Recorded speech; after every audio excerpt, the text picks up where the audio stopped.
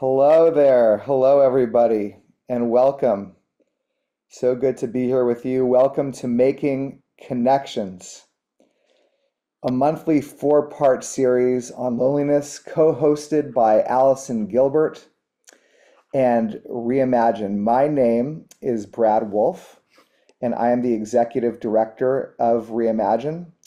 And since this series is really all about making connections, before we get going, would love it if you could hop into the chat and share about where you're zooming in from and what drew you to this specific uh, program today.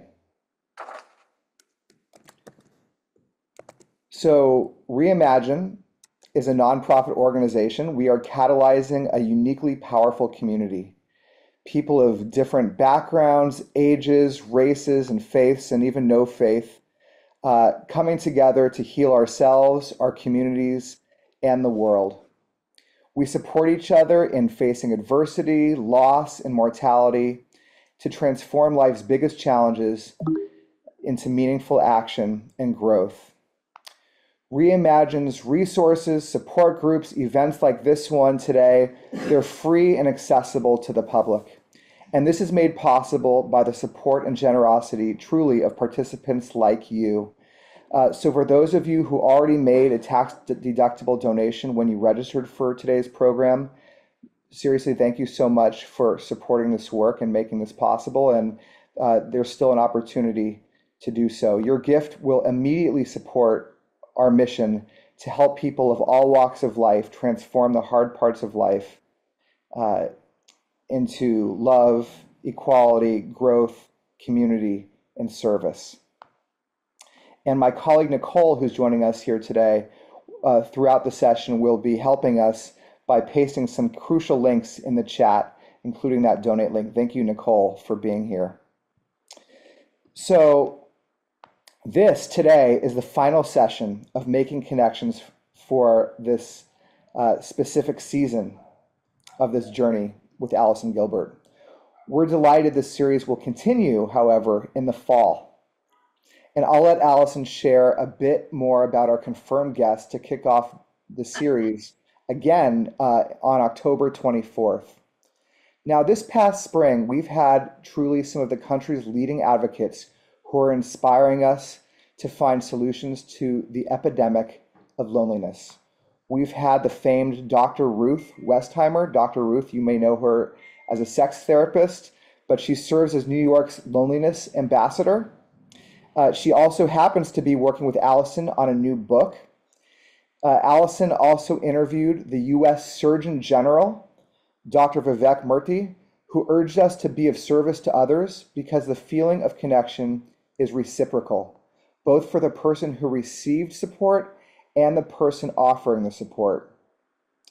We've discussed the connection between grief and loneliness, and we've explored the ways in which systems and inequities isolate people throughout the arc of the life cycle, from childhood all the way to old age and to the end of life, as well as the role that nature, the built environment, and public infrastructure can all have in forming stronger connections.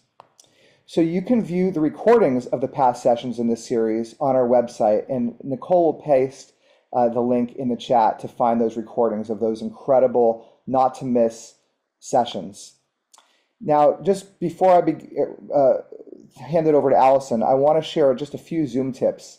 You can view the live transcription of the session as it unfurls by clicking on that CC button, which is handy, and you can save the chat where there's a lot of interesting information that happens to flow by clicking on the three dots in the chat box. Feel free to send me or Nicole a note in the chat if you have any technical issues whatsoever as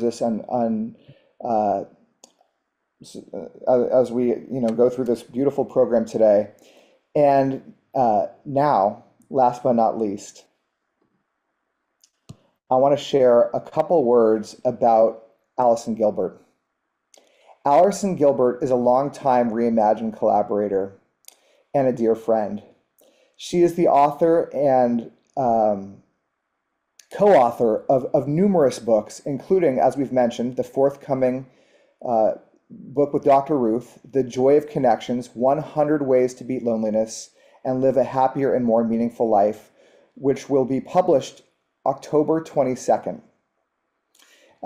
She's also the author of Listen World: How the Intrepid Elsie Robinson Became America's Most Read Woman, Past and Present: Keeping Memories of Loved Ones Alive, and Always Too Soon: Voices of Support for Those Who Have Lost Both Parents. You can follow Allison on Instagram, on X, and on Facebook. She's everywhere known as A. Gilbert Writer on all those social platforms. And I'm just so grateful to have her leading these sessions and bringing these incredible guests to this community to support all of us really in transforming the hard parts of life into something more connected, more meaningful. With that, Allison Gilbert, who will introduce today our special guests. Thank you so much, Brad and Nicole. This time of the month is my favorite because it means that we are back in community in this Making Connections series. So thank you. A bit of housekeeping about how today will work. I am so honored to have Dr. Golden with us, Pulitzer Prize winning writer Anna Quindlen with us, a personal hero of mine as a writer. So I'm a bit, awestruck by being in the same Zoom room with her. Not to say that Dr. Golden, but Anna, she's a writer, I'm a writer, I'm just thrilled. And I encourage everybody to take full advantage of our time together. I am really good on time. We will not go over. Once we are at 2:00 Eastern time, we will say goodbye. And if you've missed the opportunity to ask Dr. Golden a question or Anna Quindlen a question, I don't want you to walk away feeling, I should have. You can and you should. That is why you are here. You signed up because maybe something is on your mind, and so this is your opportunity. I would also say, if you can, if you are in a safe place, turn on your camera. It is so much more fun for us to see who we're talking to and for you to see each other.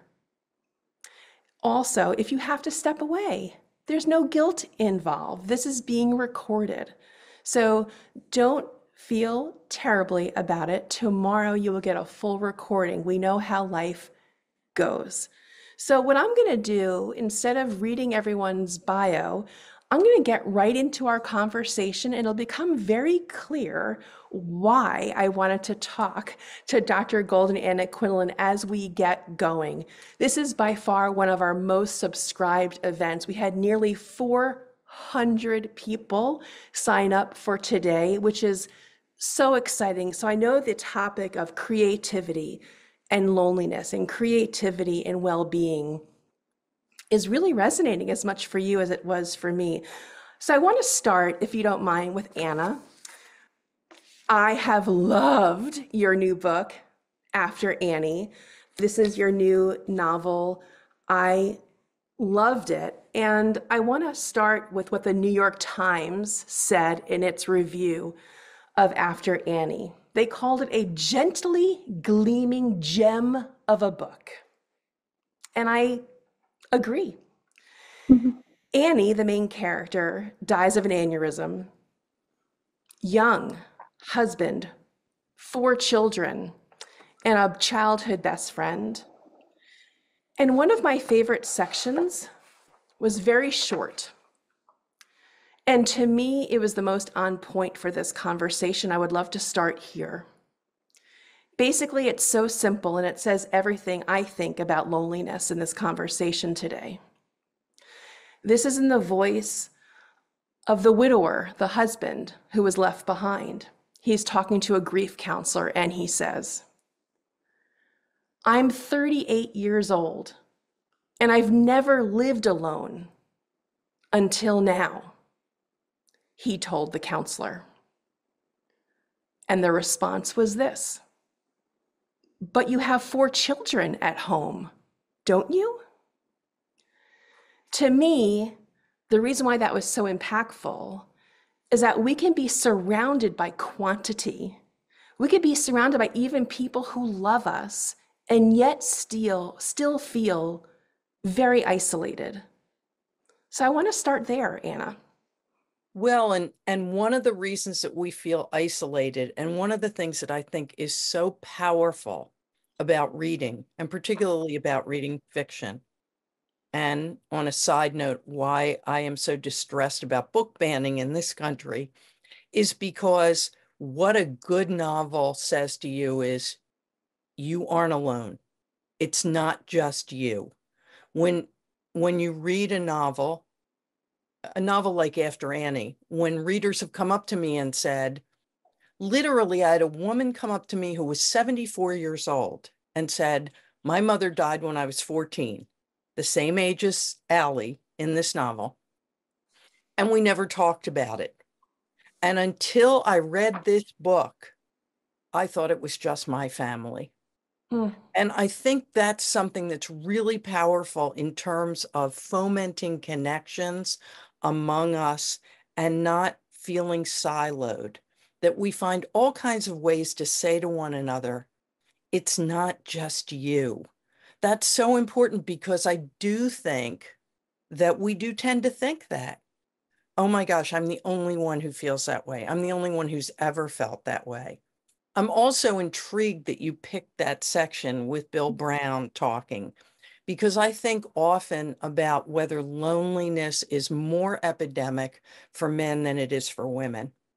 My experience is most of the women I know have very powerful, deep, intimate friendships, and that often those are the things that get them through when their kids have left the house, get them through when they're getting older and people they love have died. Your girlfriends are the bedrock. And of course, that's part of After Annie, too, her Yeah. best friend.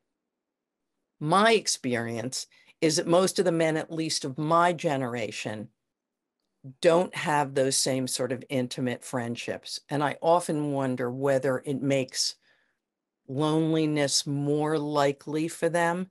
At the same time, given societal strictures on traditional gender roles, if it makes them less likely to be able to say, I'm lonely, I have no one to talk to. Well, that's the perfect segue. Thank goodness we have Dr. Tasha Golden here with us to give us that answer. Maybe we can start in a different place than I had intended. Dr. Golden, you were the first director of research at the Johns Hopkins International Arts Plus Mind Lab, and you're the lead author of the Arts on Prescription, a field guide to U.S. communities. So maybe I could start where Anna has left off, which is this question of how we digest loneliness based on perhaps age and gender and where we live geographically, because I know you talk about that too in your work. So over to you, Dr. Golden. Yeah, thank you so much, Anna. You were making me think of, James Baldwin's quote, and I won't get it exactly right, but he said, "You think you're alone in the history of the world, and then you read." Um, yeah, I think that there are so many ways that we could parse people's experience of loneliness based on culture, where they are, what they've been exposed to, their own backgrounds and things like that. Oftentimes when I'm teaching around this topic, I mention that we have what I've come to call three robot settings, like our approved robot settings in society. Like, you are allowed to be mildly upset. You can be fine/neutral, or you can be mildly happy. And if you are anything outside of those three, in either direction, really, people will become, alarmed in some cases. And as a result, like socioculturally, and this is really like in Western, dominant norms, right? But like as a result, people really try to squash our experience into those three settings. And we wind up for ourselves thinking that something is wrong with us if we are experiencing something that is bigger than those three settings. And what we're experiencing might be, just the vastness of the human experience. I often say there is only the only kind of experience that's available to us is the vast kind. And we evolved to make and share art in order to help accommodate that. We expanded our communicative options as a way to help process and share and bear witness to that vast human experience. And when we try to squash it, which many of us feel that we have to do culturally or professionally, otherwise. We kind of add, what some people might call the second arrow. There's the pain that we're feeling, the difficulty we're feeling, and then there's on top of that an additional pain or suffering that comes from feeling like we don't have a way to express that, or that it would be Dr. Golden, let inappropriate me to just, express that. I want to gently and kindly just pause for a second and just make sure we unpack a little bit to what Anna was alluding to. Have you experienced there to be a gender divide in how we experience loneliness, or perhaps how we use creativity to move forward within feelings of social isolation? Yes, certainly. I don't have statistics on hand right now about differences in gender expression and experiences of loneliness, but certainly, it can come down as well to, the fact that we know that women are more likely to be widows in their older age and to need, like what Anna was saying, some of those other kinds of relationships. But yeah, there's such different ways that we are, socially taught to express what's appropriate looks different by gender, and that can have such important effects on how people feel and their expression of their experience. I'll get off this topic of gender for one second, but it is tied to one thing, Dr. Golden, that I did have a question on. So before I circle back to Anna, forgive me, but you run a creative writing workshop for incarcerated girls. And what you have said about poetry is that it reveals, I'm just going to read, it reveals extensive insights into their needs and challenges, but it also reveals their power and creativity. So I'm wondering about, we're talking about creativity. We happen to be on this gender section, and I'm so interested in your workshops for incarcerated girls. Tell me about the poetry piece. Oh, well, I was invited to be a writer in residence many years ago at a juvenile detention center for a program for girls. And I left that experience just feeling like that was the coolest way I'd ever spent my time. How can I do it again and create another program? What I learned in that process was that despite being, the fastest growing population in the juvenile justice system, there are still many facilities that don't have any programs for girls, and that can be for a number of reasons. So I started to facilitate these trauma-informed programs for girls. And this is based in part on my own story, my history as a singer-songwriter, where, I had songs about difficult experiences, and those were always the songs that people wanted to talk about after shows. And many shared their own experiences that they had never told anybody else, based on the songs. And I saw the same kind of thing in Project Uncaged, is the name of the program, where girls would share all kinds of things that are going on in their lives, in their poems or in their songs, that they weren't sharing on questionnaires or surveys, or even in conversations sitting around a table. So you have to start asking, like, and here's the crucial thing to what you alluded to. A lot of the things that they share are actionable, this actionable data about their lives, why they wound up in the situation that they're in, what they need in order to be able to succeed when they leave. And if that data is not coming out in any other way than the arts, then there is a lot that we don't know about our young people and that we therefore can't respond to. But to your point, what's so special about it is that when you're reading people's poetry, when you're looking at their art, you don't get to learn about their needs and their difficulties without simultaneously having this exposure to their power, their creativity, the beauty, and the proactive, communicative. They're reaching out. Their desire to reach out. All of that comes forward in their writing. You don't get to just see people as a set of needs. They are wholer, like more whole human beings.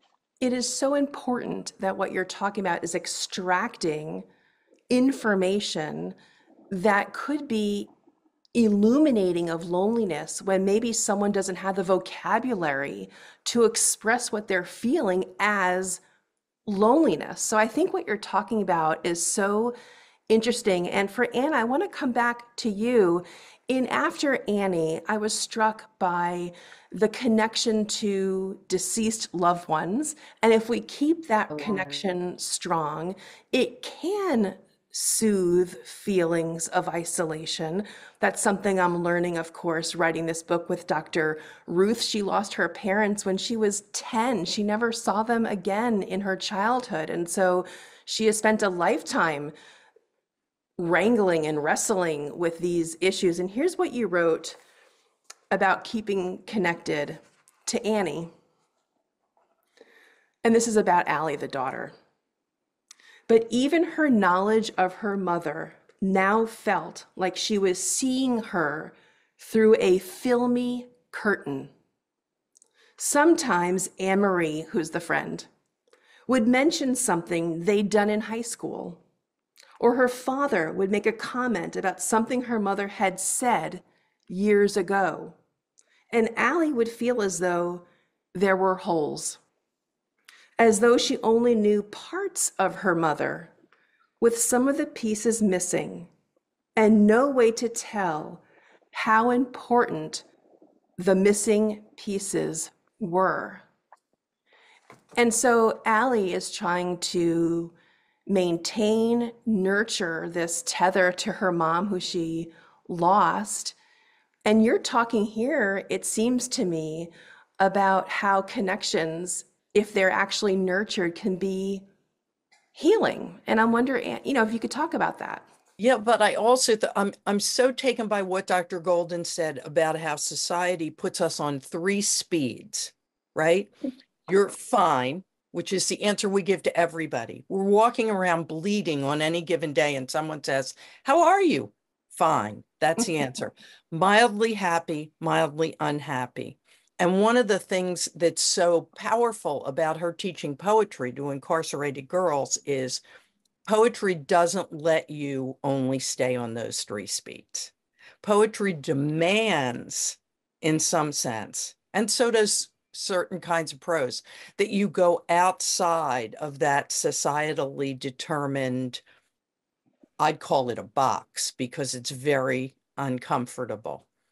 And grief shouldn't let you stay on those 3 speeds, but you have that tension in society between how you're supposed to act and how you're really feeling.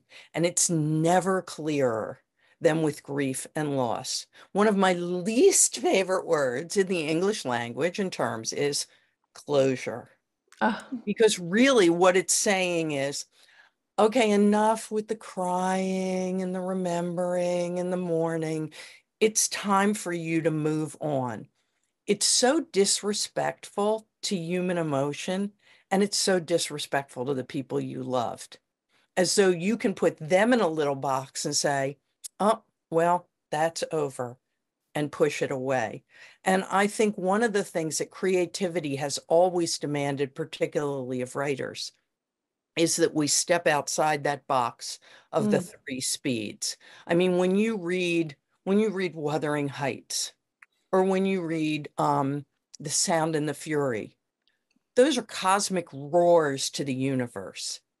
And I think the important thing about that is that inside every one of us, at some level that we often don't feel we can acknowledge, there are at times a cosmic roar to the universe that gets squelched by the way we think people ought to be.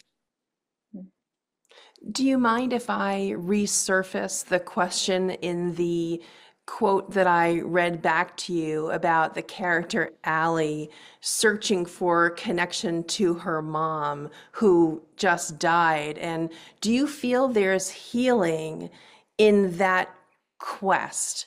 And is that why you weaved it into your novel when you were thinking about how that character was going to grapple with her mother's passing? It's not just healing, Allison, it's wholeness. Yeah. I mean, if you don't consider and assemble the parts that came together to make you, then you're like a jigsaw puzzle with half the pieces gone, which means that the picture is not there. Now, I mean, one of the reasons that I use Allie, who is only turning 14 and who has 3 younger brothers, is because that quest, that challenge is uniquely difficult for kids. First of all, because no kid knows their parents as human beings.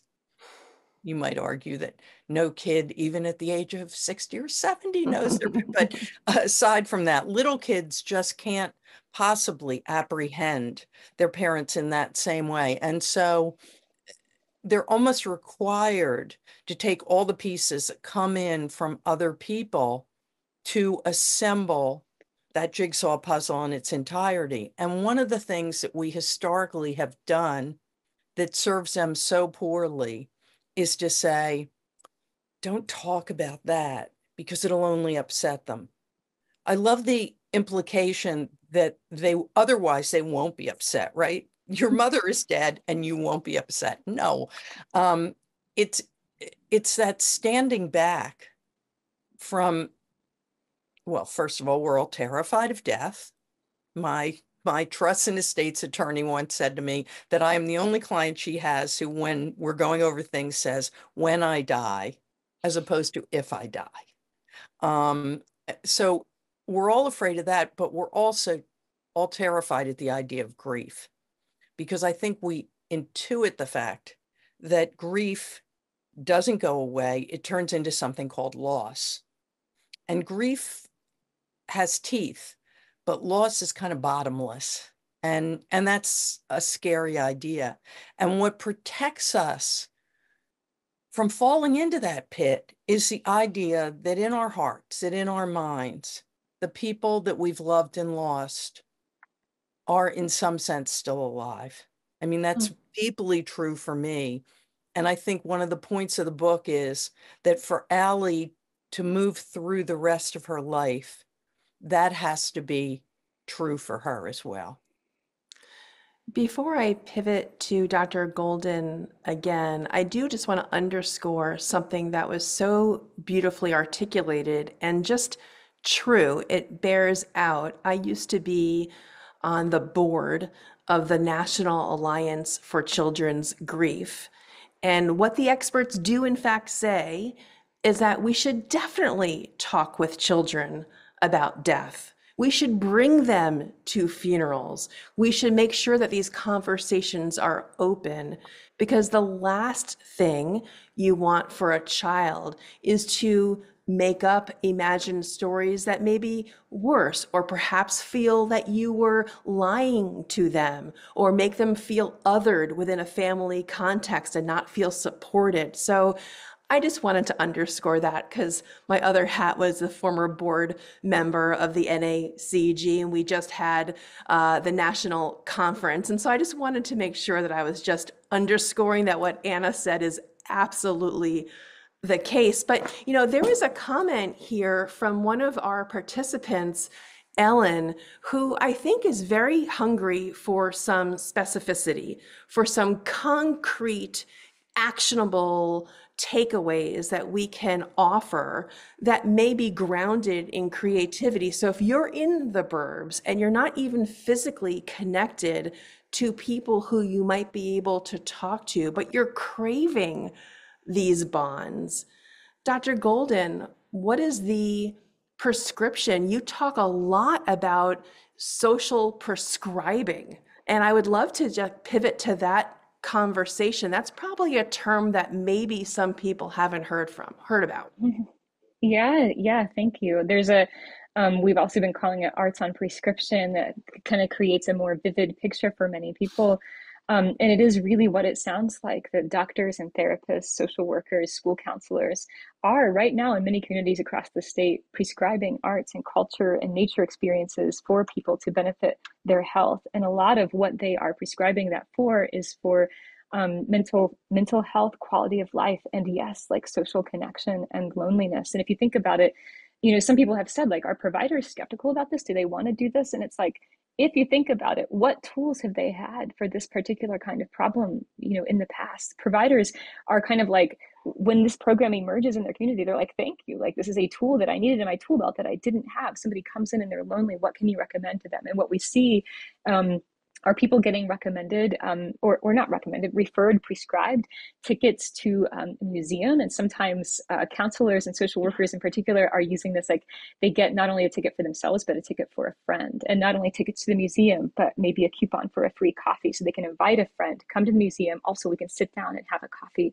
together. You can imagine how that would help somebody's wheel start spinning about how they might not only have an experience that's beautiful and impactful for them, but make that a social experience. And then, of course, anything that you can imagine as far as what people might do to meet people who have similar interests, art classes, dance studios, music classes, attending performances where you have a chance to meet people who share an interest or share some values and start feeling that you're connected.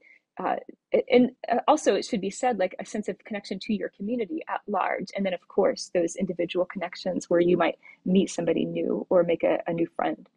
How do you find a doctor with a prescription pad for a cup of coffee and a museum admission? That's a question that's coming up in the chat. Where are these magicians? It's a beautiful question. Yeah, they are emerging all over the country. Mass Cultural Council, the State Arts Council of Massachusetts, launched the first statewide version of Arts and Prescription in 2020. And so that's a really fun one to follow. There's different versions of how these health providers and arts and culture institutions have paired up and connected across the state. And then since then, we've seen lots of different pilots around the country. In Cleveland, in Florida, Stanford University has started a program where their students have who might come for mental health support can get referred to some arts experiences on campus. So lots of details about those stories in our free guide that you all can download. I hope you do. It's a really wonderful resource, not only about what is arts on prescription, but how you can help start it in your community.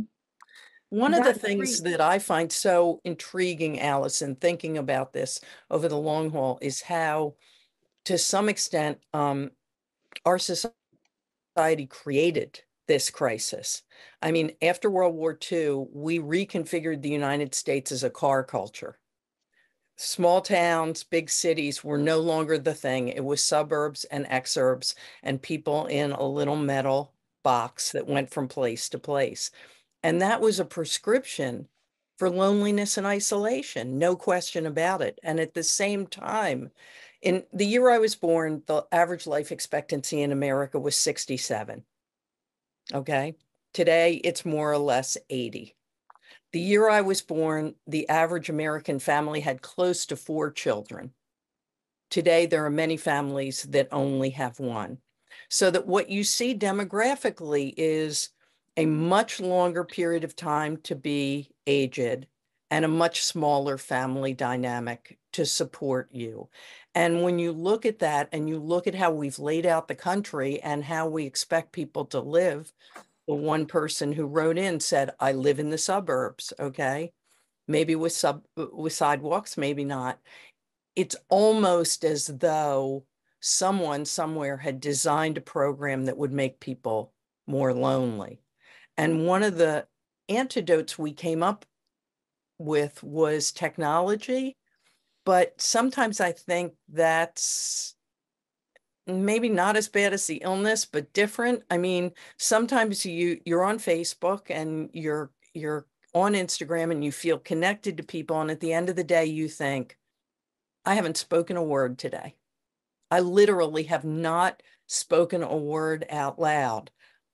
I was kind of fooling myself with these technological connections. And what we really need is more person to person, face to face, what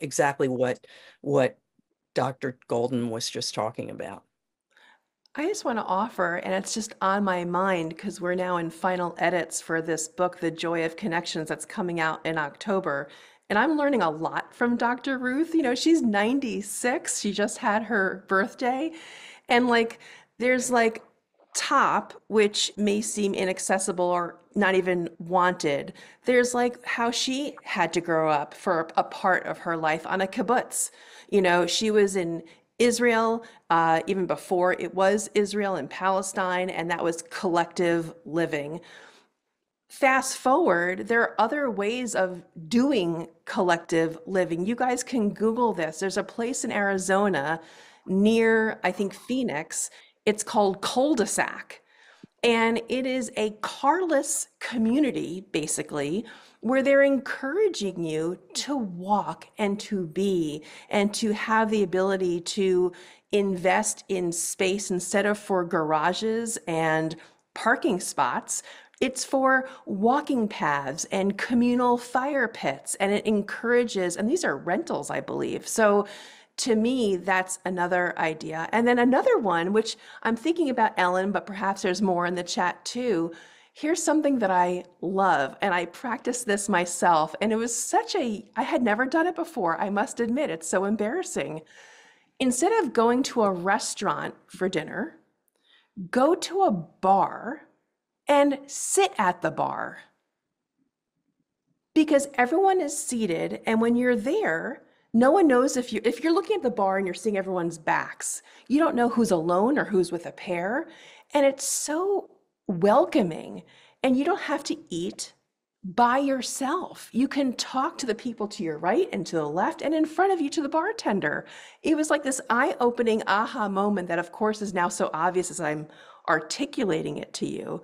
But instead of going to a restaurant and getting a table for one, going to the bar and you have instant community at the bar. Dr. Golden, you talked before about your ebook. You were very modest and you didn't name what it was called. So I'm going to do that for you. It's called Arts and Health: 4 Big Ways to Improve Health Through the Arts. You can go on your website, which is tashagolden.com. You just put in your email address. You can download the PDF, which I did. And it's remarkable. Tell me about what you're really hoping folks get out of that downloadable and free resource. Thank you so much. That's so kind. What I get excited about, because I've had this history, in the arts, and it came through public health, right? So I'm not an MD. I'm always thinking about in systems levels. And a lot of times when people hear about how creativity could affect our health and well-being, or indeed our loneliness, we're thinking in terms of these individual benefits. What is something that I can do that could benefit me individually right now? And of course, that is incredibly important. I get excited about all these kinds of things. We have studies measuring some of those benefits. But the truth is that art can benefit health in many different ways. If you think about concentric circles, there's the individual benefits, and then there's benefits interpersonally in your community. There's benefits to data, like I talked about. There's benefits to our sociocultural norms.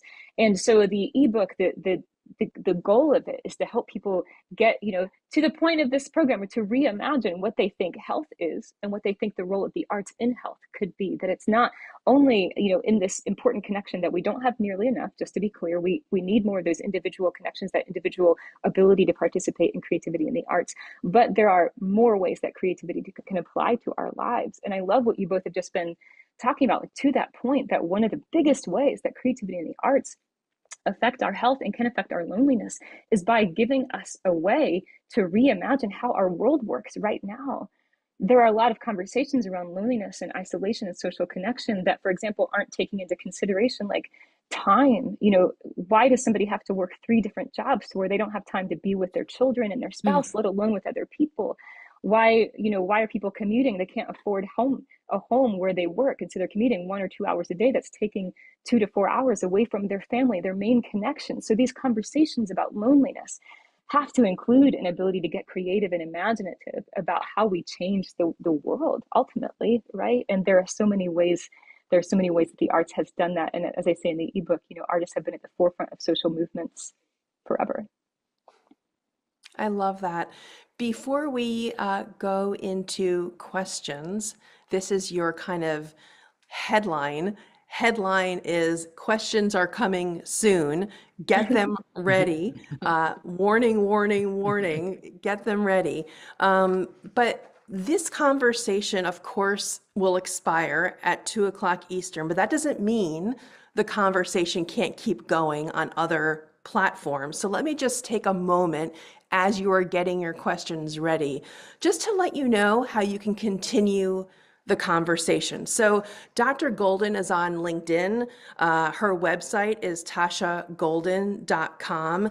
Anna Quinlan, Anna Q, don't forget the Q, Anna Q writes on Instagram. And you are on X and you are on Facebook, but you prefer Instagram these days, correct? Yes. Okay, perfect. And of course, Let's Reimagine. Brad, we love you because we wouldn't be here without you. Let's Reimagine is on Instagram.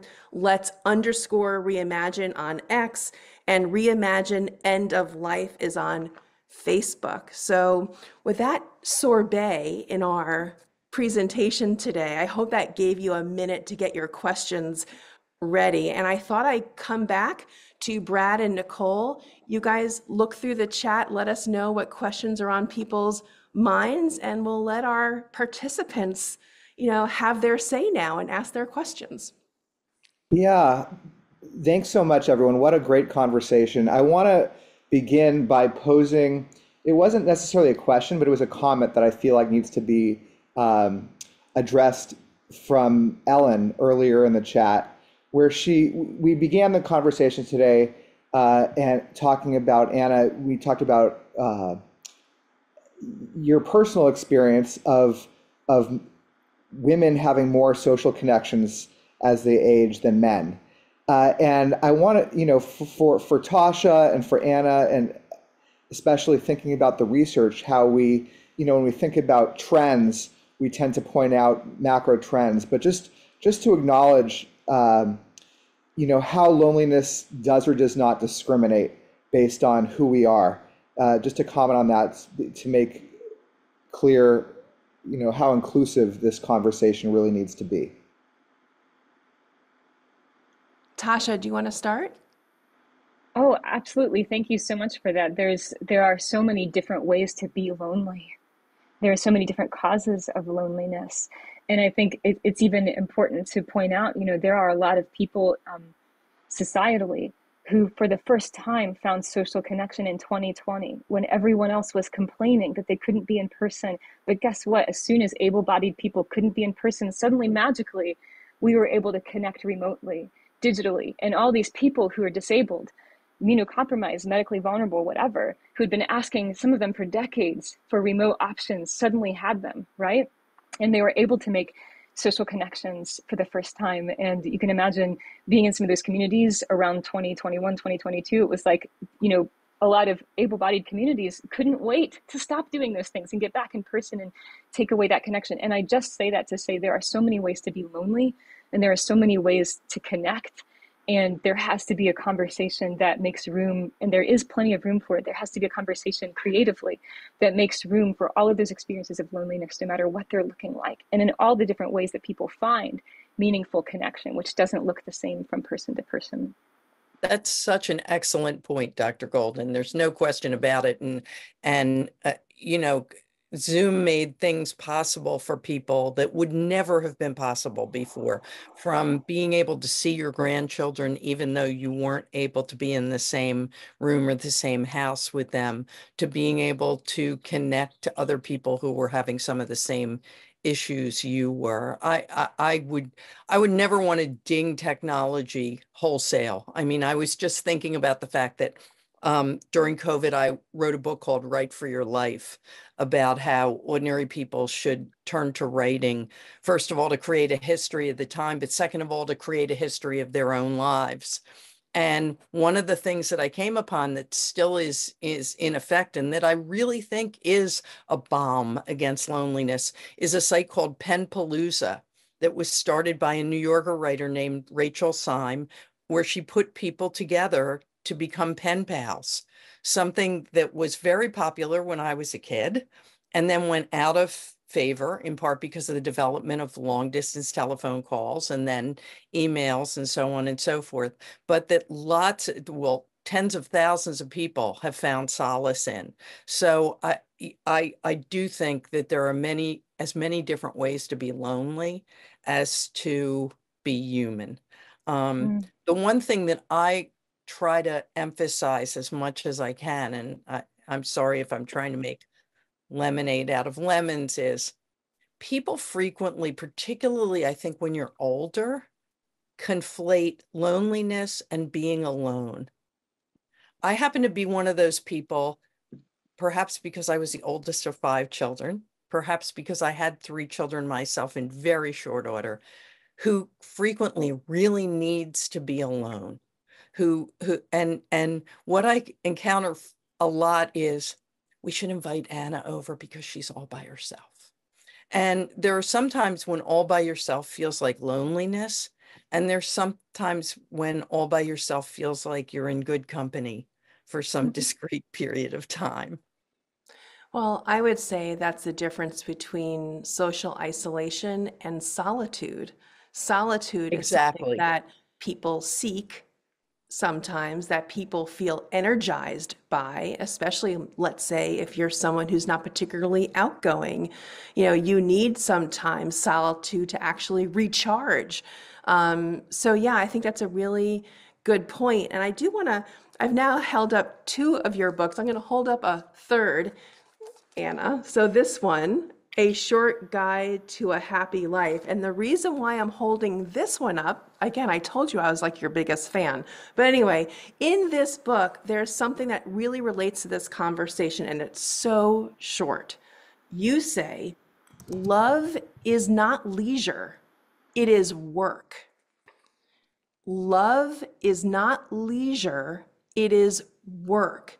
And I just want to really underscore that point because, in many ways, not being lonely is work. So, if you've identified that you are feeling lonely, the work is up to you to scratch and claw and pursue opportunities to then not be lonely. And I wonder if you guys can talk about personal agency. Anna talks about it in this book when it comes to love, and let's pivot to loneliness and this conversation we're having. Well, I think one of the reasons why we're less likely to say not being lonely is work is because we are in a society that makes loneliness seem like a personal failure. Mm. I mean, people don't feel like they can come out as lonely. I'm really, really lonely. Well, that's kind of your, oh, really? Well, and anything that feels like it has an onus to it, as though that shouldn't be the case, is harder to be out there about. And I think, given what we've talked about how in some sense this is baked into the system now, we should be much more likely to say, boy, I felt really lonely last week. Any thoughts about what I could do to help with that? Because sometimes your friends are the people who say, oh my gosh, so did I. Let's make a plan. Let's do this. I love that. Let's go to the questions, Brad, if you don't Great. mind. I want to make sure we get to more. Yes. Fabulous. No, thank you so much. I want to turn our attention to a question that Gigi asked in the chat. She would love to hear what Mrs. Quinlan, Miss Quinlan, excuse me, and anyone else may have to share about anticipatory grief and how little it is acknowledged, discussed, and studied. Oh Maybe my, Allison, in answering this question, you could just briefly define for us what anticipatory grief is, and then we can answer it as you see fit. yeah, I'll give you just a quick, I mean, I think everyone would get it just by the name of it, but my mother died when I was 25 of ovarian cancer. We knew she was dying for years, and there's an anticipation, in my case, of my mother's death and being kind of really steeling myself for that moment and almost grieving her while she was still alive. So that's what it No, is. So yeah. that's a powerful thing. When we have people who are suffering from Alzheimer's disease, where they're disappearing by inches over the course of our lives, or people who are being treated for cancer over the long period of time, people may say, you're not grieving in the right way when they die. But the truth of the matter is, you've been edging up to that realization. The new one that I just heard about, and which goes right to the idea of loneliness, is something called social death. I was having lunch with a friend who has just had a really bad diagnosis. She's kind of a public figure, so a lot of people know about it. And she said at the end, thanks for meeting me for lunch. And I said, well, you and I have lunch. And she said, since the diagnosis, people have reached out to say they're thinking of me, but they don't seem to want to connect in person. And when I talked to someone who's an expert in death and dying about this, she said, oh yes, social death. It's the, I don't know what to say, therefore I won't show up. And undergoing that kind of social death is so lonely because you're dealing with the idea of your own mortality at the same time that you're in isolation. Brad, can I maybe redirect my question, perhaps to Ms. Golden? My question is really, I had a suicide in the family in 2017, so I'm very familiar with grief and what resources there are. And my question about the anticipatory grief is, why is it something that's not, at least I haven't been able to find studies as much, there aren't as many resources, it's sort of not examined or talked about as much. And I think it was Nora Ephron who said death is a sniper. And when you live under anticipatory grief, like I'm caretaking my mom right now, there aren't a lot of pearls of wisdom available. It's sort of glossed over. Do you have any thoughts or information about resources or where it might be headed in terms of academic study or? I have to say that I'm not directly aware, of like an author to point you to, but I'm so grateful that you mentioned it because, and part of what these kinds of, this event that we're within today, like the opportunity to have a conversation that people otherwise don't have, is so that these kinds of things can, for lack of better term, like bubble to the surface, and then people can find one another and notice that, like, no, this is something that we need and we want. What can we share? What resources? If somebody else who's here has a resources and useful to them about anticipatory grief. And I think also, recognizing the role of artists in some of these conversations, that there's the science and there's the study around like, how can we cope? What is it? And those kinds of things. But then also, who are the figures out there who are experiencing something similar and who are giving us a framework by giving us a way to tell our story and to understand ourselves as humans in this kind of, from a creative lens. How can we, part of not seeing anticipatory grief or seeing your experience reflected, whatever, is a part of loneliness, right? And how can we make more room for the experiences that we're having, first to give ourselves compassion for, like, it makes sense that this is terrible to not be able to just immediately have my experience reflected back to me. And then to also be like, okay, what can we do collectively to make sure that these reflections are available for more people, that we can find our experiences with each other? It's so interesting when things take place at the grassroots long before anyone has given them an umbrella of data or research, because I have had the anticipatory grief conversation with many, many friends. And usually it's around mourning because the world doesn't think that you're mourning as extravagantly as you should or with as deep grief as you should. And one of the things that you're thinking is, I have known this day was coming for 2 years, for 5 years, for 10 years, depending on the illness. And you're right, I haven't seen anything written about it. I haven't seen any data on it, but boy, have my friends and I been talking about it. So let me offer Anna, get Gigi, right in. I'm sorry, I'm going to interrupt you, Gigi. I'm just going to give you a few resources, and then I'm going to pivot so we can get some more questions if you don't mind. So here are just a few resources that I would recommend. If you haven't checked out ADEC, which is the Association for Death Education Counseling, I would definitely check out ADEC. That is a wonderful resource, and they have wonderful conferences and information. That is great.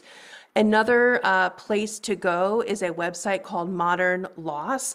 Another website to go to is What's Your Grief? That is wonderful. And I would also say there's a bank of videos that you can watch on a platform called Open to Hope.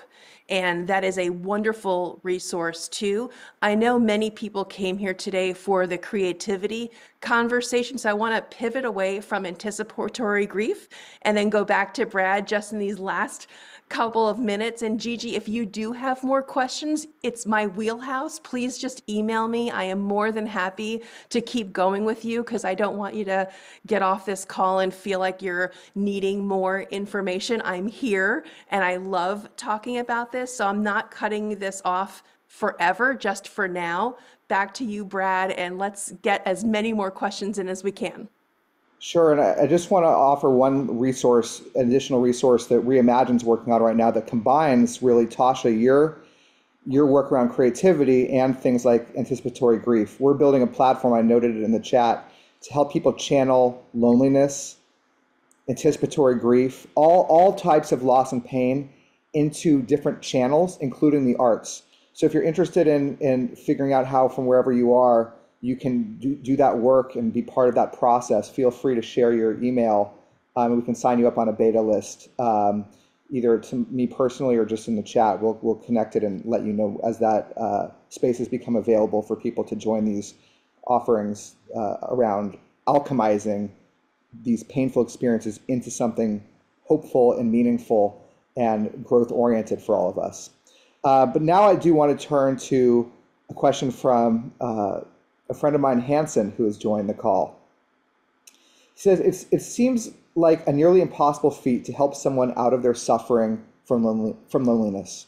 What are the ways we can help lift people up out of loneliness and encourage them to take actions like talking to their neighbors, having coffee with a friend or stranger, engaging in their community, or being more intentional about their relationships?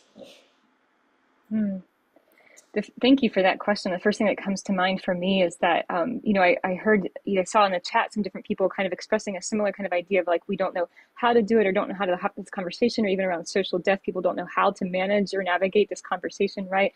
And I think acknowledging that don't know how part is important. It's something that we can do collectively. So I think the first thing that comes to mind, Hanson, is like, what can we do? How can we give people a picture of connection that they can relate to? If they're not doing the things that seem obvious, it's because those things don't seem doable for them. But that doesn't mean that there's nothing that they can do, right?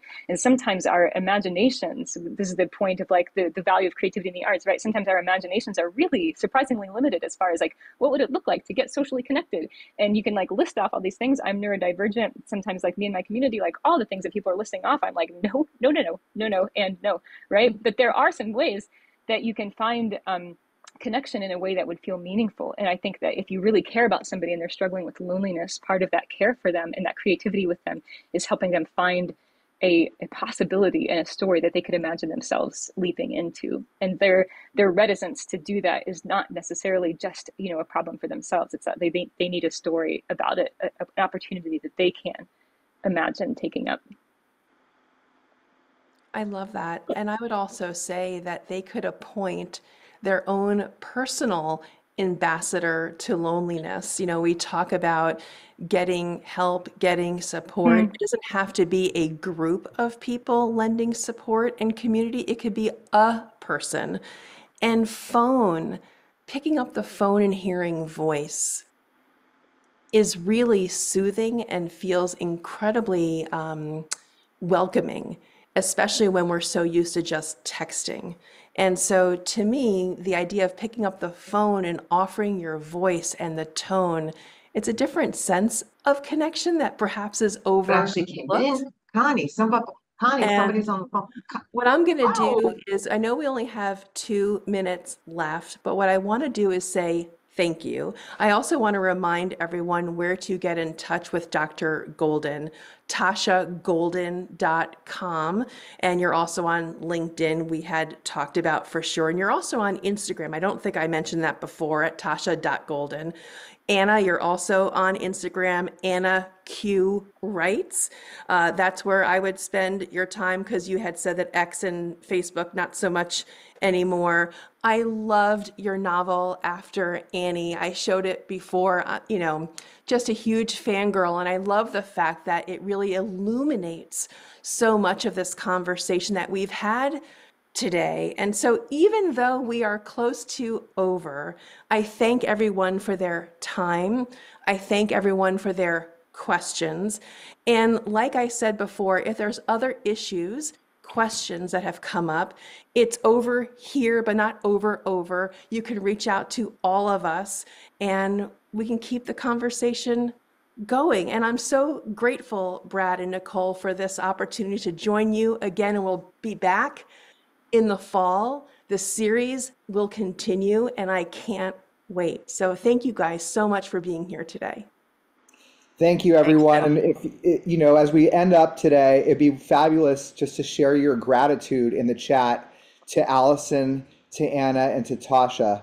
for really leading this session for all of us. Each of them deserve so much of our gratitude and admiration for taking their time to really drive this conversation forward in the world together in this community that we just created. Hopefully you're all feeling more connected. Love to everyone, and we will see you soon.